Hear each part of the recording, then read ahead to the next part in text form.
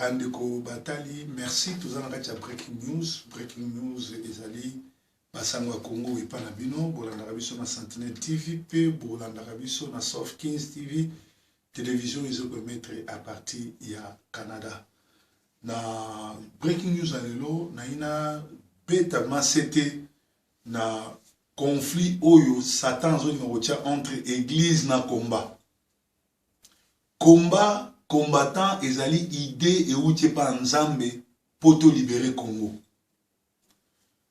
Na kati ya combat, ba chrétien bat babandaki combat parce que église de réveil est un mouvement et révolution. Même Yesu abundisaki occupation romaine. Alors, il faut pas confondre ba pasteur ya ba kolabo, ba pasteur ya satana na ba pasteur ya solo. On dirait Satan n'a pas sa distraction qui m'a libérer Congo et que ba pasteur na église baza ba ennemi ya ba combattant. Non. Namoko na pasteur peut épeler baza na simba combat ba combattant, mais ceux qui to sali attention te na likamboyo bien aimé tozo bundisa skonza. Combat et go bundisa église te.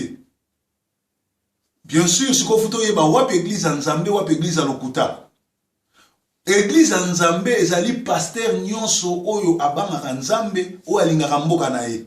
Zwa Néhémie, zwa David, zwa Eli babundela ki mboka.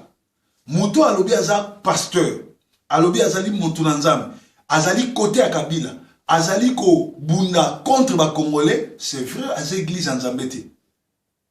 Alors, lelo oyo tomoni ba photo ya mushenga soki walo nasima mugalo, c'est-à-dire ceux qui combattants il faut attaquer ba faux ba pasteur, il faut attaquer ba pasteur bazo s'afficher na ba na to Kabila, mais il faut aussi attention église en Nzambe ba bundisa ngote, mais est-ce que église alliée c'est ça en Nzambe, ezaki église en Nzambe te, parce que église en Nzambe baro que nous la réunion te na bato ba contre ba congolais. Ya on a ina benda bino matoi parce que ça na bato ba yebisi na ba pasteur yoza pasteur ndeli bino ba combattant bokomo bundisa église. Non. Combattant ko bundisa église te. D'ailleurs vrai combattant eza chrétien. Mais là on est au sala diable a koti ba voyou o baza ko salate.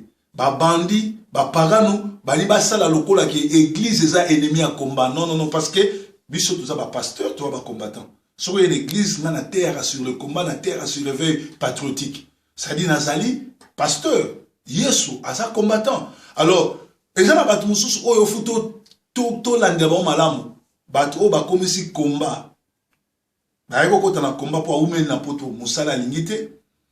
A komi ko combattant, ko amemi ki voytisme pour aboto la basi battu pour teka ba papier, moyen biloko ya combat faut ezala ofele. Alors, batouana nde bangouana bazotia ba trouble ya okeno bundisaka église. Mais yo pasteur congolais, il faut zalande bangé balobaka mad, il faut zala mutuno ezo salate pour ozala pour Kabila. Yo pasteur congolais.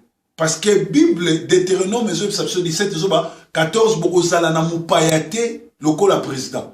Ça dit que na premier combattant faut zala ba pasteur parce que Kabila zo violé parole.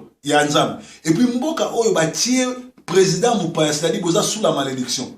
Alors soki yoza pasteur à solo oko rejoindre le peuple oko koma na combat. Imaginez-vous que église wana Liège, soki zaki église ya Nzambe, église ebi Nzambe, balinga ba ya muchenga te, pe balinga ba bundisa ba combattant te, mais balinga ba ke no négocier na ba combattant. Tala lelo ba victime eza banani, ba mama, bana. Et puis il paraît beaucoup ko futana ba gangster pour ba bundisa baninga no ba congolais. Sikoyo et ça nini? Congolais aso bundisa congolais na étranger, c'est la honte. Or, ceux qui va passer nous bazali na idée oyo ngana za na idée ya Bible ya ozana sima population, ya ozana sima mboka, mais ba muchenga wana, ba mama 100 jours, ba koki ko ya même na poto te côté parce que baza ba ennemi ya peuple. Et mbelepe population na population ezo bundate. Yo congolais oyo ozo kende ko sipoter église ya Liège, église ya ba pasteur oyo bazo yamba ba kolabo. Ozali congolais to ozali inconscient. bato bazoboma na Congo batata mwasi no ba na katite banoko no ba katite ba cousin no ba na katite. Comment vous pouvez aliéner à niveau le bio sambela nzambe mais bato wana bazo kumisa ba aventurier ba criminel bato wana bazo kumisa ba traître o bazo bomamboka. Alors il faut que bato ba osa la part des choses. Église na combat baza na conflit. Mais pasteur collabo na combat ba kota na conflit.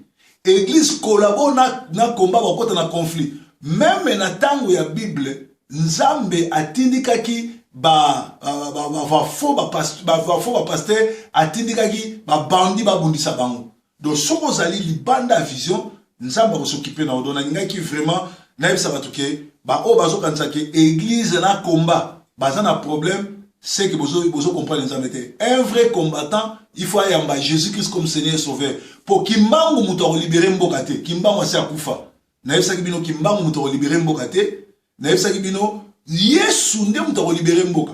Alors ceux qui bino bolobi ke toza ba combattant to lingi Yesu te to ba nobeta ba pasteur entre temps ba pasteur musude ti biso toza pe na kati ya combat yo za mabe to luka koyoka na place wana yo za malamu vraiment les aki noa ko beta c'était sur le Cameroun. Na niveau à Congo les mercenaires de Kabila commencent à prendre la poudre d'escampette. Panique générale na Kingakati. Kabila sentant sa mort venir. Bagarre des Zimbabwéens na Érythrée bakomi ko kimisa ba famille na bango na bakan to éviter pour nani. Alors ba samusu na yoki bato baza na France Kabila azoya na France na mois d'avril occasion yango biso ba France biso ba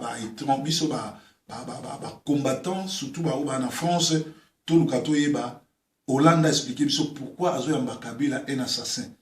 Alors ngonga ngoyo so to saki organisé koluka un tireur d'élite aussi la na Kabila. Bon, pour Kabila zo en France. Ceux qui va bomber en France, vous allez bien. Parce que t'es à bango que un criminel, un génocide ba ko yambe en France te. Ngongango to s'organiser pour aussi la nanaye. Parce que biso ba combattant, to ligne libération mboka. Mais ceux qui to kotika na ba guerre congolais église nana ennemi na biso eza congolais te ba congolais oyo ba collabo to aussi na bango ba vrai ennemi na biso eza ba rwandais na ba oyo baza na kata ba institution. Alors to tika na ba je ya biso na biso to bunda ba mama baza na hôpital ba ni pe ba mama musu pe boza na molimo te ko landa bilanda o ke no kufa pambo ke se retrouver li felo pour landi un pasteur aventurier.